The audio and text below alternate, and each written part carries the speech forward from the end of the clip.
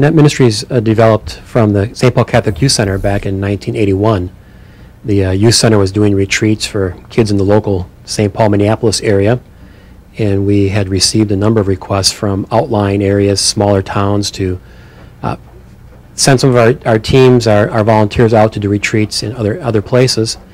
So in January of 1980, I took a group of 11 college volunteers down to the Diocese of Winona, and we did 16 retreats in 21 days. We just went from town to town to town doing retreats for Catholic high school students. And we did that for 2 years, just during the month of January.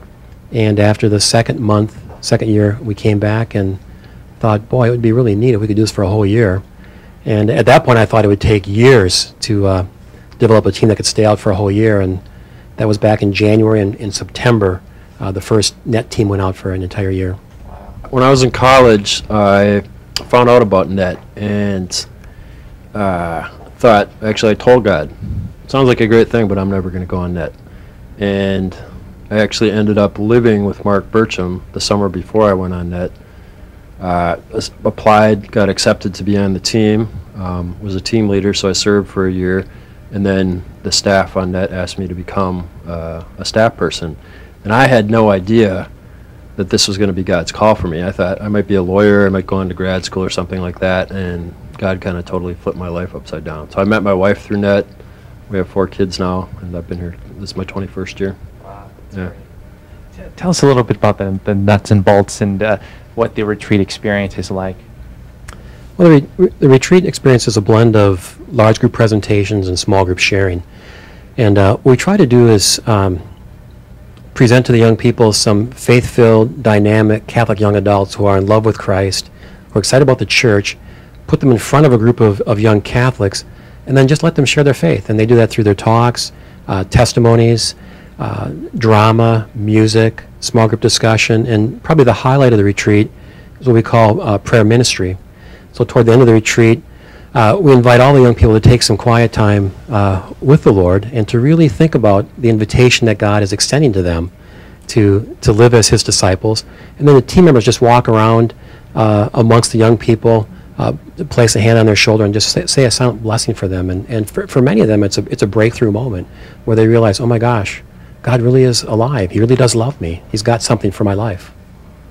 And being involved for the many years that you've been, Chris, maybe if you could talk about the kids that you've seen over the years, and have they changed? What are you finding nowadays? In terms of the youth? Of the youth. I think the youth are very similar. I mean, they want to know that they're loved. They need a place to belong. They come from, some of them good families, some of them very broken families, but they all have what other people have said is this kind of this God-shaped hole in their heart.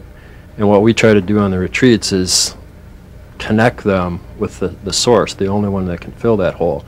And so they've changed. I mean, there's cell phones now, there's computers, iPods, all that kind of stuff that take up their time and kind of fight for their attention. But the need that's at the bottom of their hearts is still the same as it was 20 years ago when I was on a team. And the methods we use are a little bit different now. But God's the one that loves them, and we just try to be vessels that He uses to do that. So. And you're all over the place too, and from what you were telling me earlier about the start of it and how fast it sort of took off. But maybe if you could talk about the experience, how someone would go about getting involved if they were interested. Sure. Yeah, currently we're serving in about 80 dioceses across the United States. We've replicated ourselves in Canada and Australia as well, and so they have functioning NET ministries in both those countries. Young people are interested in serving with us. It's a year commitment, or a school year commitment, August through May.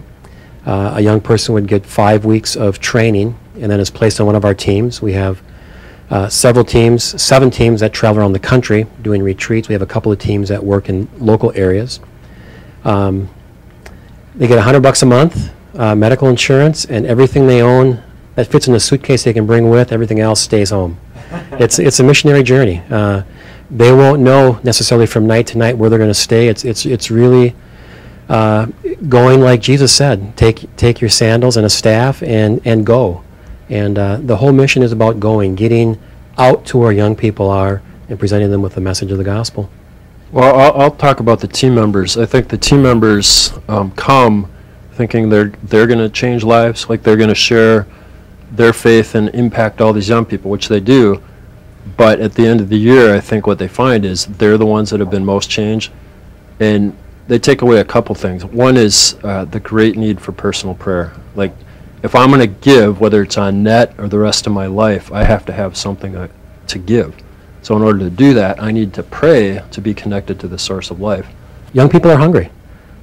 They're hungry to hear about God's love for them. They're hungry to have somebody come and witness to them that it is possible to live as a disciple.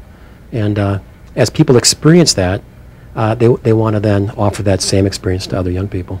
And that's how Net grew.